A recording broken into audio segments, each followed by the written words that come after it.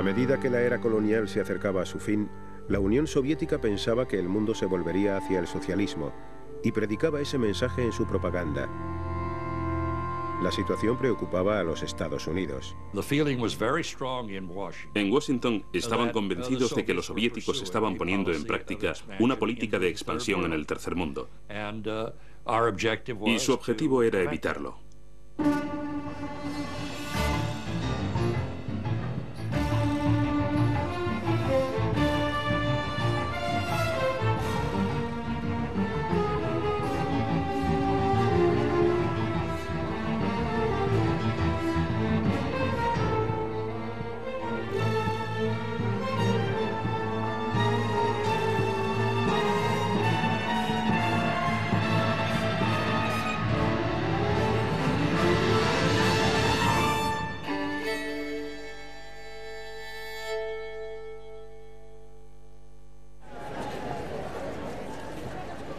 Nikita Khrushchev y Gamal Abdel Nasser cambian el rostro de Egipto.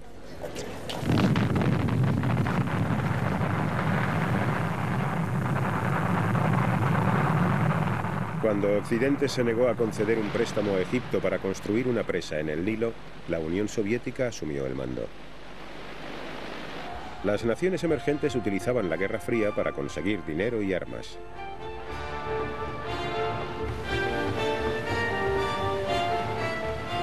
El mundo desarrollado podía proporcionarles lo que deseaban.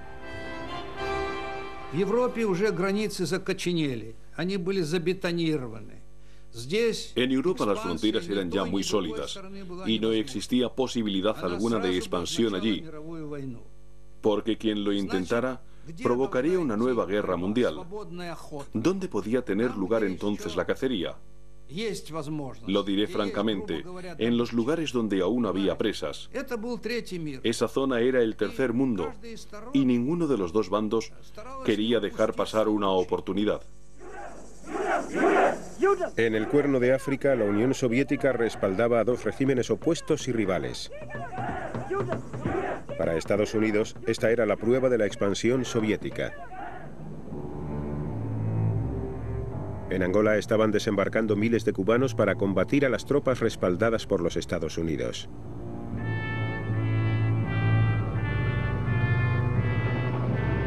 En Egipto, la Unión Soviética proporcionaba armas a un precio muy barato y con crédito.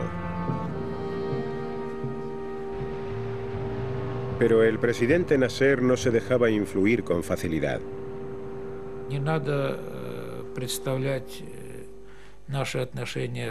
No se debe pensar que nuestra relación con Nasser era como una relación de siervo y señor. Nasser siempre hizo su propia política.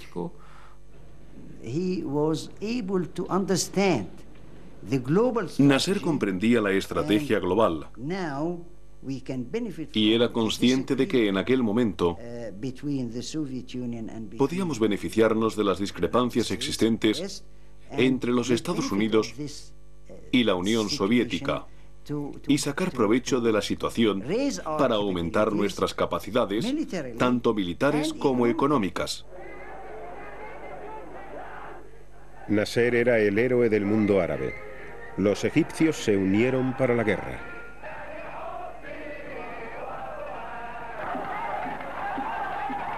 Nasser y los estados árabes querían destruir Israel. No era el caso de Moscú. En 1948 la Unión Soviética había prestado su apoyo a la creación del Estado de Israel en tierras árabes. En 1967 los 2,5 millones de judíos que vivían en Israel vieron cómo les rodeaban 90 millones de árabes hostiles.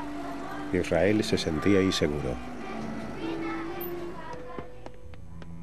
La amenaza egipcia cada vez era más intensa. Israel contaba con el respaldo político de los Estados Unidos, pero no con sus armas. ¿Conseguiría Israel el apoyo de los Estados Unidos en caso de un ataque sorpresa? El presidente Johnson nos pidió que lleváramos al ministro de Asuntos Exteriores a las dependencias privadas de la Casa Blanca. Y hablando en plata, lo que intentamos fue apabullarle, o en términos más educados, convencerle de evitar un ataque preventivo. Al principio pensamos que lo habíamos conseguido.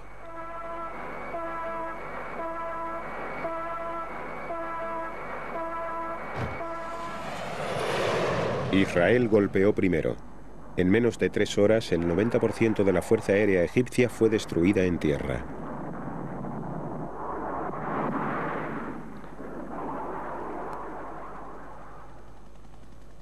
Los israelíes tomaron la zona este de Jerusalén. Los judíos pudieron rezar de nuevo en el Muro de las Lamentaciones. Los israelíes siguieron adelante y en solo 6 días derrotaron a los ejércitos de Egipto, Siria y Jordania. El mapa de Oriente Medio sufrió algunas modificaciones. Israel había triplicado su territorio. En la competición de la Guerra Fría entre Rusia y los Estados Unidos en Oriente Medio, Israel pasó a ser automáticamente un aliado de los occidentales y a partir de la Guerra de los 6 días un aliado en una posición estratégica muy ventajosa. Estados Unidos se convirtió en el principal proveedor de armas para Israel. En los territorios ocupados, 1 millón de árabes cayeron bajo dominio israelí. Fue un golpe devastador para la moral árabe. Los soviéticos evaluaron los costes.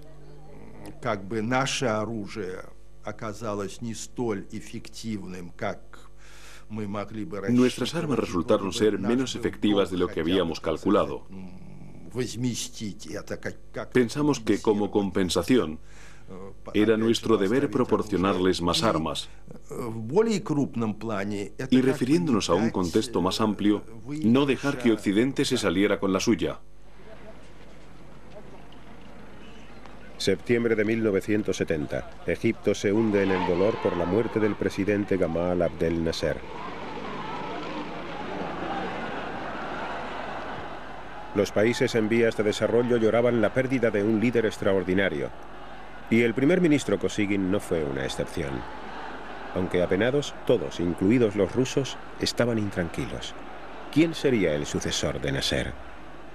I shall do my best to follow the policy of my late president, my dearest friend, President Gamal. But no one will capitulate here in this country. I am not ready to capitulate or to surrender 1 inch or a bit of sand. En la cumbre celebrada en Moscú en 1972, las superpotencias se mostraron de acuerdo en establecer un código de conducta que recibió el nombre de détente, vocablo francés que significa distensión. Richard Nixon y Leonid Brezhnev accedieron a no buscar su propio beneficio a expensas de los demás. La mejora en las relaciones con los Estados Unidos tuvo más peso que el compromiso de Moscú con los árabes. Sadat se enojó mucho cuando se enteró porque sentía que le estaban concediendo la prioridad al proceso de détente con los estadounidenses, olvidándose de ayudar a Egipto a hacer la guerra. Pero la détente no frenó los esfuerzos estadounidenses para extender su influencia en Oriente Medio a expensas de Moscú. En el 72, nuestra política se centraba realmente en tratar de minimizar y limitar el papel, y aún iré más lejos, de mantener a los soviéticos alejados de la situación.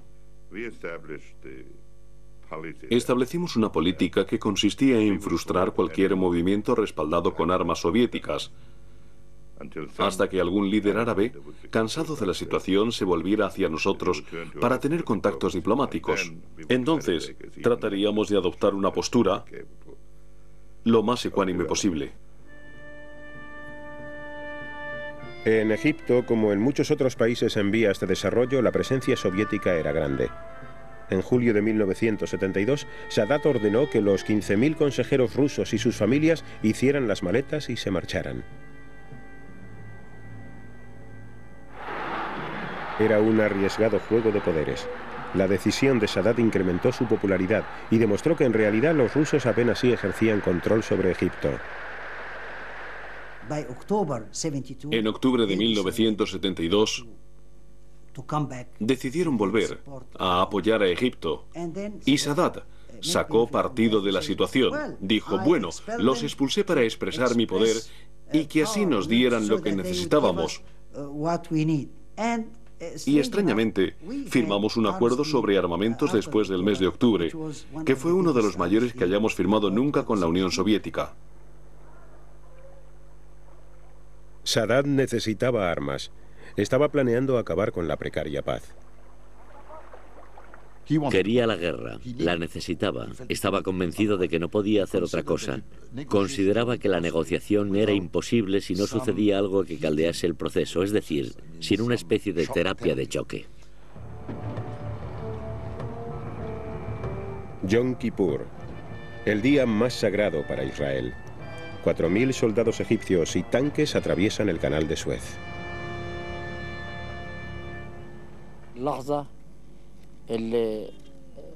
Llevaba 5 años esperando ese momento, el momento de cruzar el canal de Suez.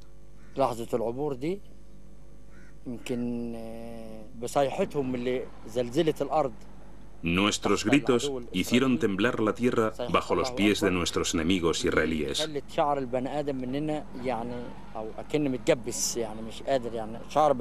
Al grito de Dios es grande, a todos se nos puso la carne de gallina.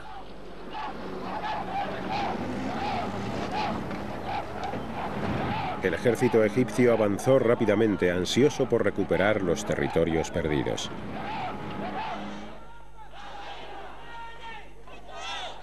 Los judíos estadounidenses exigieron ayuda inmediata para Israel. Washington se encontraba ante un gran dilema. Si decidía abastecer a su aliado Israel, corría el riesgo de sacrificar la buena voluntad de los países árabes. El Departamento de Estado respondió con evasivas. Existían problemas para decidir si podíamos contar con medios de transporte. Y el Pentágono sugirió que se contratara transporte privado. Nos decepcionó mucho y a la vez nos enojó que los suministros llegaran tan despacio y solo en aviones El Al. El convoy aéreo se retrasaba constantemente. Los egipcios siguieron con sus ataques aéreos. Los Estados Unidos comenzaron a darse cuenta de que nuestra situación era muy grave, cuando de repente cambiamos nuestro tono típicamente despreocupado, propio de la autoconfianza israelí, por un informe en el que dejábamos ver que esta situación estaba acabando con nosotros.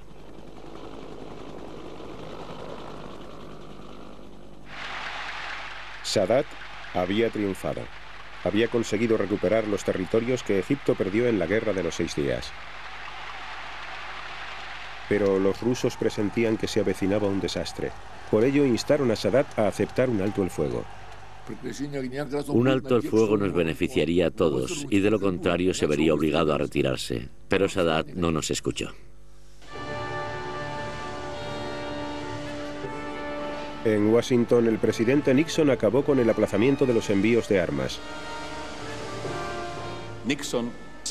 Cuando a Nixon le presentaron la posibilidad de enviar 2 o 3 aviones estadounidenses, dijo: enviemos muchos más, porque de todos modos nos van a criticar hagamos lo que hagamos. Da igual que enviemos 1, 2 o 40 aviones. Así que vamos a hacerlo de un modo efectivo.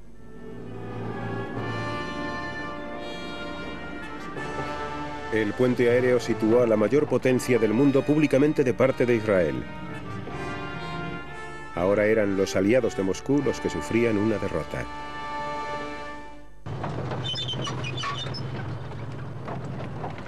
Los israelíes atravesaron el canal de Suez y entraron en Egipto. Pronto la mayor parte del ejército egipcio se quedaría inmovilizada en el Sinaí. Sadat estaba aterrorizado. Habló por teléfono directamente con Brezhnev.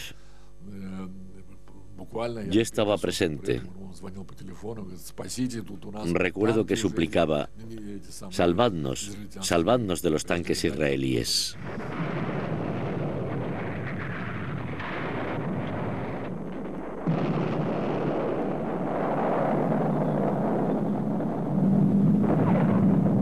Los egipcios estaban aislados en el desierto, habían sido derrotados. Moscú pidió un alto el fuego. Se dieron cuenta de que cuanto mayor fuera la victoria militar de los israelíes, mayor sería también la derrota de los suministros soviéticos. Además, el triunfo israelí ocasionaría un debilitamiento general de la posición soviética en toda la región. Los soviéticos y Henry Kissinger llegaron rápidamente a un acuerdo sobre las propuestas de alto el fuego. Kissinger llegó a Israel para darles la noticia.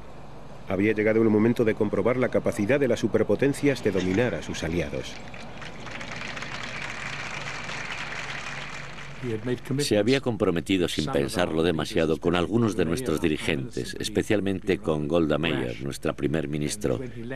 Y cuando aterrizó dijo: me van a castigar por esto. Israel aún no quería dar por terminada la guerra.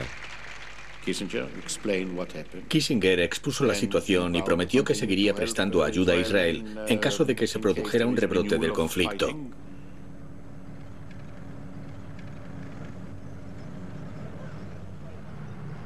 Con la complicidad estadounidense, Israel intensificó sus ofensivas. Los soviéticos estaban indignados. Brezhnev le escribió una carta a Nixon en la que decía: ¿cómo puede ser que después de haber llegado a un acuerdo conjunto, los israelíes sigan con su avance? Están minando todas las tentativas de alcanzar la paz. Nosotros les sugerimos que se enviaran tropas estadounidenses y soviéticas a Oriente Medio para obligar a Israel a aceptar el alto el fuego. Pero en la carta también había una frase que rezaba así: si no lo hacéis, tendremos que considerar la posibilidad de llevar a cabo una acción unilateral. Los dirigentes soviéticos tenían toda la razón para considerar que se había tratado de una especie de complot, y reaccionaron de manera muy violenta. Nos enviaron una nota extremadamente dura en la que expresaban su deseo de realizar una intervención conjunta ruso-estadounidense, de lo contrario actuarían de modo unilateral. Kissinger subió deliberadamente la apuesta inicial. Decidido a impedir cualquier intervención soviética en Oriente Medio, colocó las fuerzas nucleares en alerta máxima.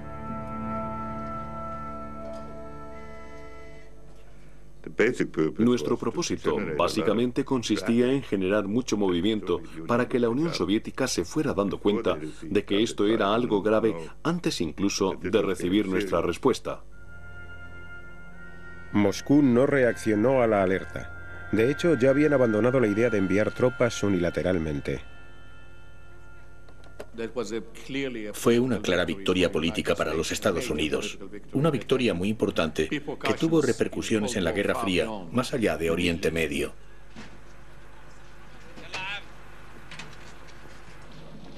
Presionado por Estados Unidos, Israel consintió en que se hiciera llegar agua al ejército egipcio atrapado en el desierto. Kissinger quería un Egipto derrotado, pero no destruido.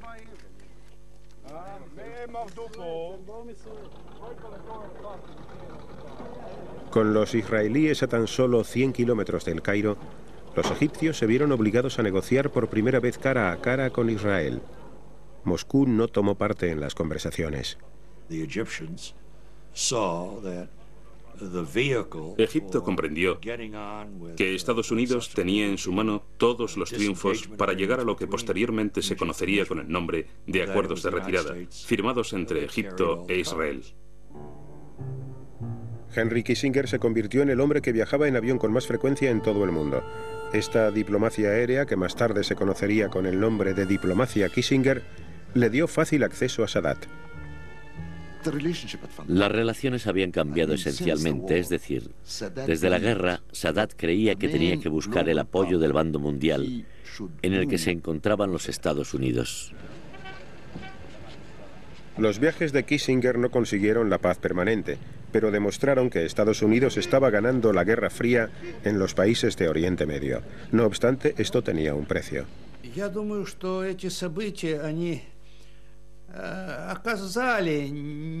Estos acontecimientos afectaron negativamente al proceso de distensión e intensificaron la desconfianza de la Unión Soviética hacia los Estados Unidos.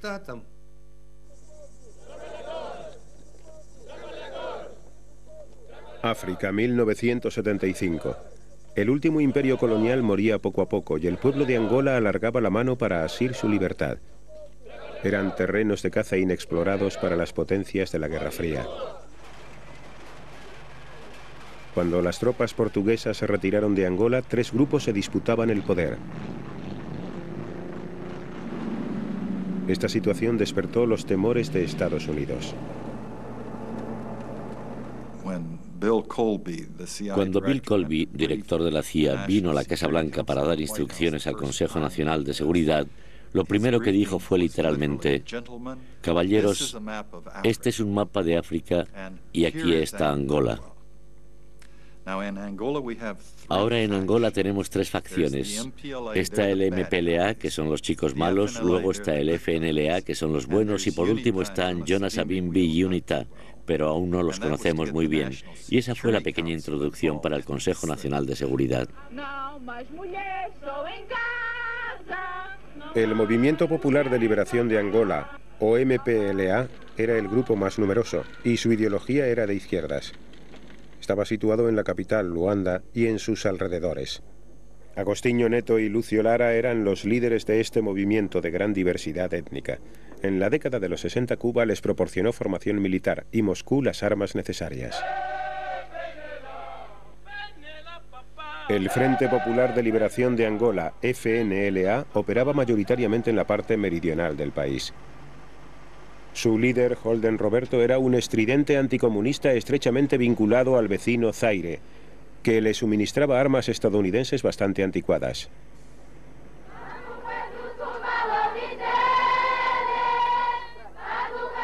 La Unión Nacional para la Independencia Total de Angola, UNITA, movimiento liderado por Jonas Savimbi, tenía su base en el sur de Angola. Savimbi, líder carismático, decidió que el respaldo estadounidense era la clave para acceder al poder.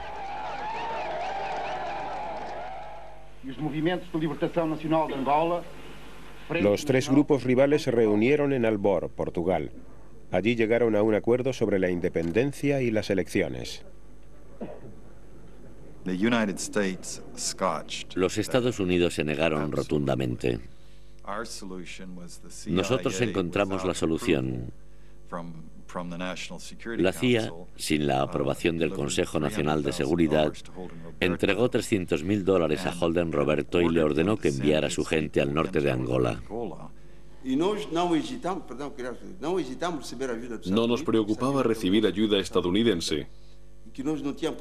Sabíamos que la Unión Soviética apoyaba al MPLA y no teníamos la posibilidad de contrarrestar eso. El dinero estadounidense que les llegaba secretamente a través del Zaire sirvió para pagar la guerra de Roberto contra el MPLA. Su facción era siempre la más sangrienta y violenta. Atacaron y asesinaron sin perder un minuto a 15 activistas políticos del MPLA y a partir de ese momento todo estuvo decidido. El destino de Angola estaba escrito con sangre.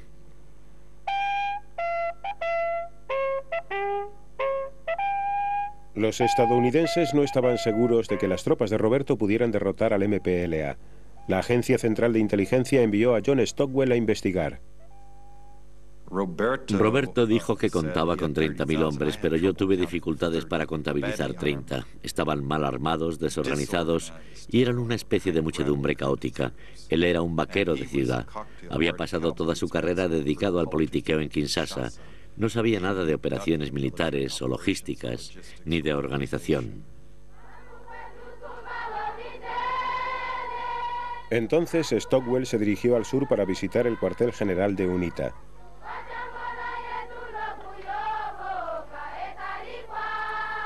Allí se reunió con su líder, Jonas Savimbi. Me pareció un tipo muy diferente de revolucionario. Había pasado toda su vida, 20 años en Angola, y había llegado a liderar la guerrilla luchando él mismo. Whatever the consequences, whatever the results, we will continue to fight because we don't want to be slaves of Russia in Angola, in our own country.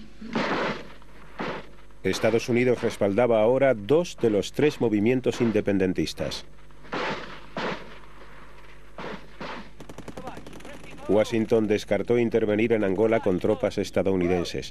En lugar de eso, se volvió en secreto hacia África del Sur.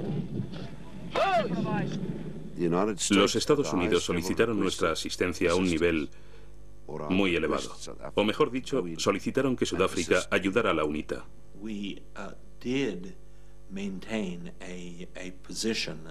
Conservamos una postura de desaprobación frente al apartheid. Pero por otro lado, el gobierno de Sudáfrica era extremadamente poderoso. Sudáfrica estaba aislada.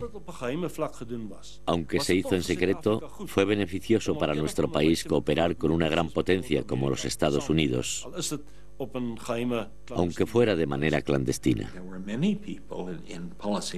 En el Departamento de Estado había muchas personas con potestad para tomar decisiones, cuya intención era esencialmente tener relaciones ambiguas y curiosas con Sudáfrica.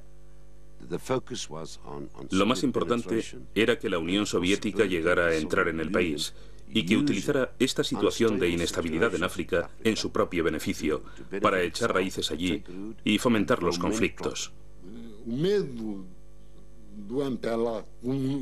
Tenía el miedo del MPLA. Nos llamaban comunistas. Los sudafricanos estaban aterrorizados. No experimentaban esa sensación ante el FNLA o la UNITA. Eran aliados. No les gustaba el MPLA porque este movimiento se había declarado contrario al apartheid.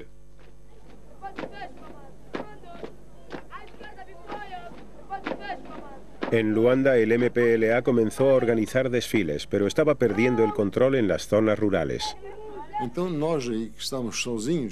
Estábamos solos, mal equipados, mal entrenados y carecíamos de armas. Pedimos ayuda a los cubanos para poder resistir a esa agresión. Encantado de poder mostrar su liderazgo en el mundo desarrollado, Cuba envió 400 instructores militares a Luanda, pero sin consultar a Moscú.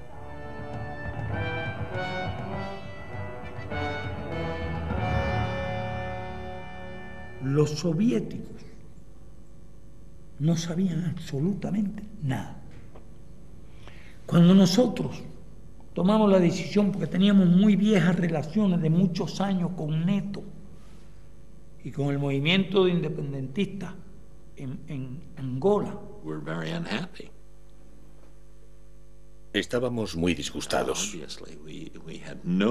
Quiero decir que obviamente no teníamos ningún deseo de ver cómo Castro extendía su influencia por el continente africano.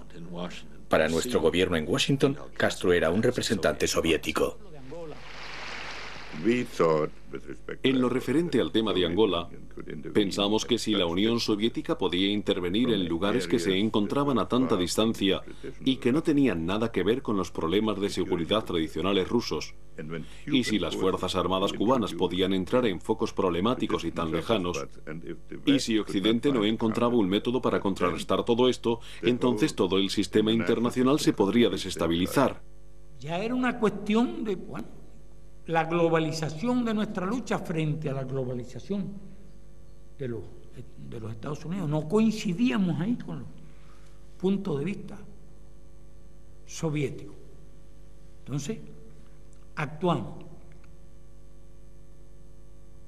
Y no hubo ninguna cooperación, todo lo contrario, críticas. Pero al norte de Luanda, los soldados del FNLA, con Roberto Holden a la cabeza, se dirigían a la capital. Querían apoderarse de ella antes del día de la independencia de Angola. Tenían muchas esperanzas de triunfar. En realidad teníamos una fiesta de celebración en las oficinas centrales de la CIA en Washington. Al final del día esperábamos recibir la noticia de que habíamos entrado en Luanda.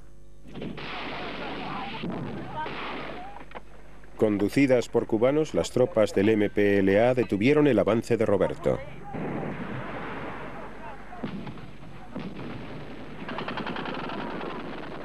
En medio del valle comenzaron a aterrizar unos 2.000 cohetes de 122 milímetros y nosotros no teníamos nada con qué responderles, por lo que nuestras fuerzas se dispersaron y emprendieron la huida. Las fuerzas militares del FNLA habían sufrido grandes daños. El aliado de los Estados Unidos estaba en apuros.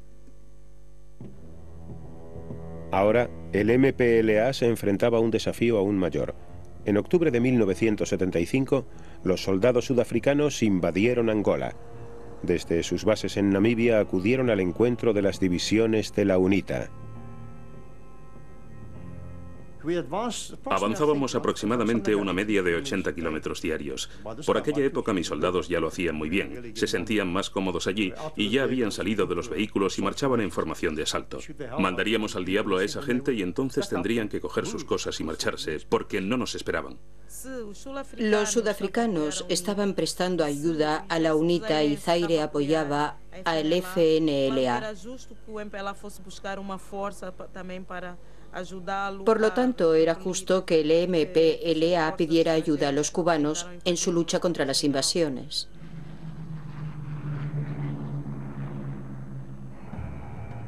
A los 2 días de proclamar la independencia, miles de soldados de combate cubanos comenzaron a llegar a Luanda.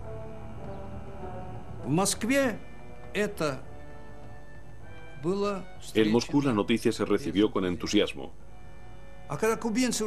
Solo cuando los cubanos entraron en el conflicto nos involucramos nosotros también, porque los cubanos, a su vez, nos pidieron ayuda a nosotros. Querían armas y provisiones, y empezamos a enviar mercancías a Angola rápidamente, aunque no entraba en nuestros planes entrar en ese país.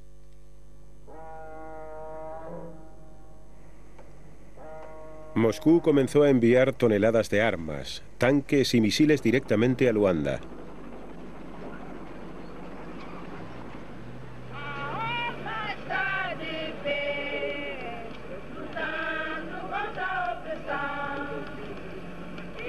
Mientras el MPLA ensayaba para el Día de la Independencia, aún se libraban batallas a pocos kilómetros de la capital. No obstante eso, a pesar de todo, para nosotros era muy importante proclamar nuestra independencia y eso fue lo que hicimos.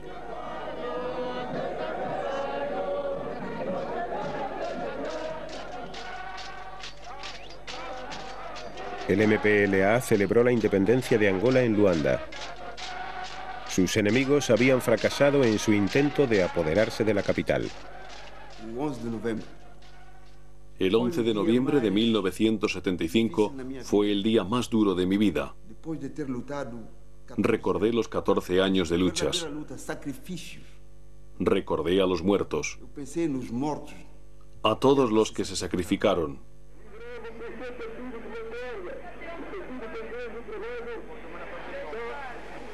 Agostinho Neto da la bienvenida al embajador soviético. La Unión Soviética, Cuba y la mayor parte de África reconocieron al MPLA como el gobierno de Angola. Su lucha contra las tropas sudafricanas le dio al MPLA la credibilidad política que necesitaba. Al sur de Luanda, los cubanos se preparaban para detener de una vez por todas el avance de los soldados sudafricanos. La batalla de Ebo era decisiva, porque si nos rompían en la defensa, era muy difícil a esas fuerzas pararlas hasta Luanda, porque de ahí empiezan carreteras por el norte, por el centro, es decir, hay una cantidad de vías hacia el sur y era una fuerza muy poderosa y muy rápida. Dime tú cómo me copias, Los cubanos estaban preparados y les esperaban. Le habíamos prometido la ayuda y Angola se perdía, porque ya las tropas de Mobutu estaban al lado de Luanda. Y las tropas surafricanas habían avanzado más de 1000 kilómetros y estaban muy cerca también de Luanda.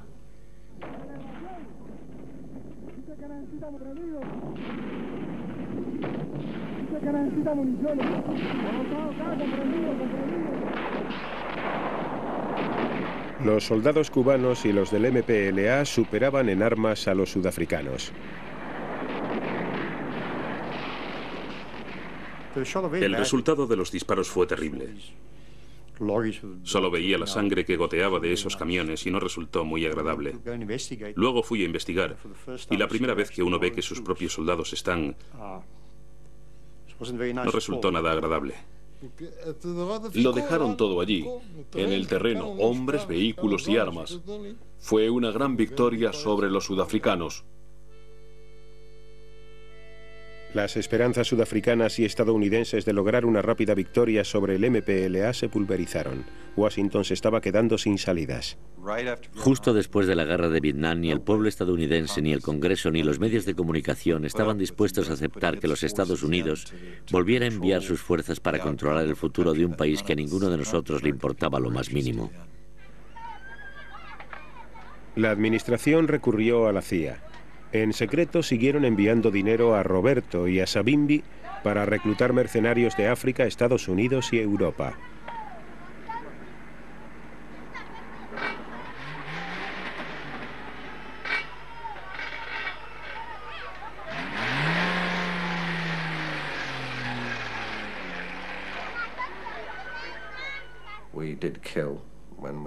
Llegamos a matar incluso cuando no había una razón específica para hacerlo.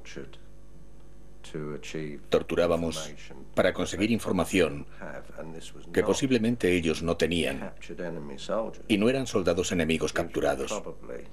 Lo más seguro es que solo fueran civiles de los alrededores. Toda la unidad se impregnó de esta atmósfera. Solo éramos un grupo perdido de bandidos, con un líder muy peligroso y pocos compañeros. Entre los mercenarios había algunos soldados muy buenos. Por ejemplo, Callan. Rara vez he visto un soldado como él. Tenía un valor increíble. Era un psicópata. Y además estaba completamente loco, igual que algunos hombres que le acompañaban. El MPLA capturó a 13 mercenarios y les sometió a juicio. Callan y otros 3 fueron ejecutados. La CIA aún estaba en activo. El Congreso debería habernos parado los pies si no fuera porque conseguimos engañarles enviando armas, enviando consejeros, enviando soldados sudafricanos. Durante un tiempo contamos con algún apoyo, pero la oposición cada vez tenía más poder. Todavía atónito por el desarrollo de los acontecimientos en Vietnam, el Congreso eliminó los fondos adicionales que la CIA destinaba a Angola. This abdication of responsibility by a majority of the Senate will have the gravest consequences for the long-term position of the United States and for international order in general. A great nation cannot escape its responsibilities.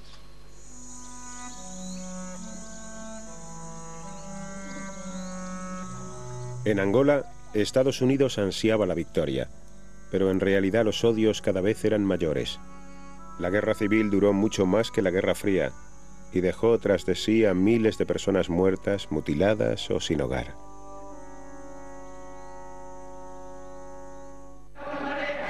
En 1977, las grandes potencias centraron su atención en el Cuerno de África.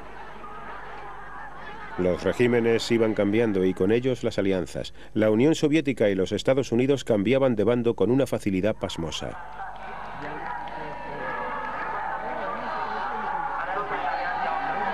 En Etiopía, el emperador había sido derrocado y reemplazado por marxistas. Moscú tenía un nuevo aliado, el coronel Mengistu Haile Mariam.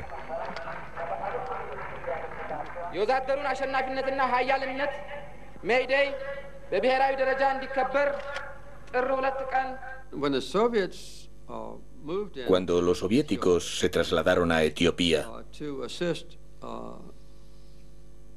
para ayudar al dictador comunista Haile Mariam Mengistu, Pensé que la estabilidad de África corría un grave peligro. En aquel momento los soviéticos proclamaban una y otra vez que las etapas de la historia se inclinaban a favor de la Unión Soviética. Este país pronto nos adelantaría en lo que a resultados económicos se refiere.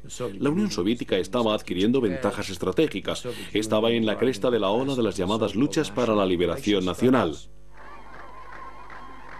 El nuevo régimen de Etiopía le dio la espalda a Estados Unidos.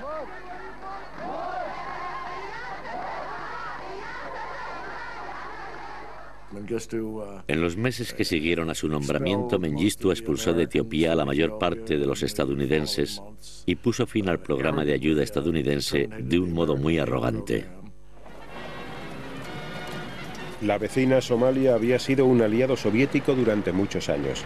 De hecho, su ejército estaba equipado con armas soviéticas. Pero ahora que Moscú también estaba vinculado a Etiopía, los somalíes se plantearon la posibilidad de volverse hacia Washington. Tenían muy pocas posibilidades de conseguir el apoyo total de los Estados Unidos. Pero sabían que si trataban de presentarse como antisoviéticos, tendrían más oportunidades. Los somalíes desoyeron los consejos de su aliado soviético y se prepararon para una guerra contra Etiopía. Pero el presidente Carter rechazó su petición de armas estadounidenses.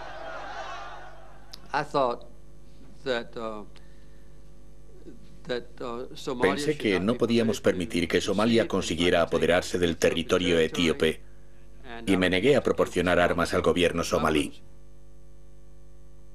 Sin embargo, en julio de 1977 los somalíes se apoderaron de varias franjas de terreno en el desierto de Ogaden. Los soviéticos trataron de detenerlos por la vía diplomática.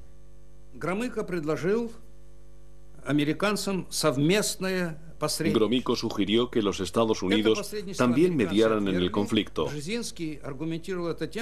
Pero Brzezinski se negó, aduciendo que esto hubiera legitimado la presencia soviética en el Cuerno de África. Brzezinski opinaba que la presencia estadounidense era legítima en cualquier lugar, pero la soviética no. Los manifestantes antisoviéticos en Somalia acogieron con entusiasmo la decisión de enviar a los consejeros rusos y a sus familias de vuelta a Moscú. Todo el apoyo soviético se concentró entonces en Etiopía.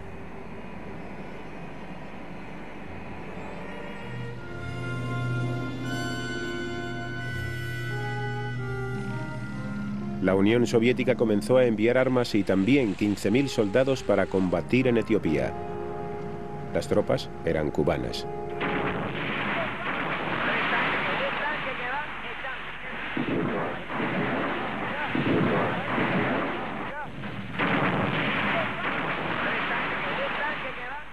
Es la única operación que hicimos de común acuerdo los soviéticos y nosotros. Ninguna operación en América Latina. Al contrario.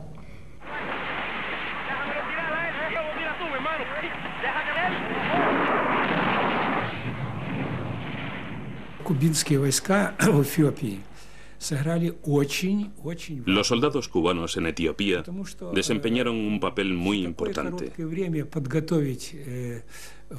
Los etíopes no podrían haber proporcionado la organización militar para acabar con las divisiones somalíes en un periodo de tiempo tan corto, incluso contando con nuestra ayuda. Con el apoyo de las tropas cubanas y soviéticas, los etíopes expulsaron a los somalíes de Ogaden. Pero Moscú no iba a dejar que los soldados entraran en Somalia. Entre nosotros, militares soviéticos, pensamos en ocupar Somalia. Pero el gobierno soviético estuvo muy acertado al no permitírnoslo, porque esto hubiera hecho mucho más difíciles nuestras relaciones con otros países como Estados Unidos o Gran Bretaña. Mengistu Haile Mariam disfrutaba de su gloria. Cubanos y soviéticos habían salvado su régimen.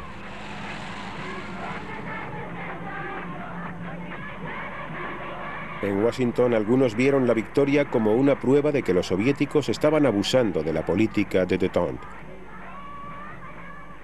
El Cuerno de África no revestía en sí mismo una gran importancia para los Estados Unidos, pero servía para medir y comprobar cómo interpretaban los soviéticos el proceso de distensión. Las discrepancias sobre el tercer mundo estaban yendo demasiado lejos. Estas disputas sobre África, Angola, Etiopía y Somalia, ninguna de ellas valía la pena. Ya han pasado 20 años desde entonces y nadie recuerda quién lo estaba haciendo.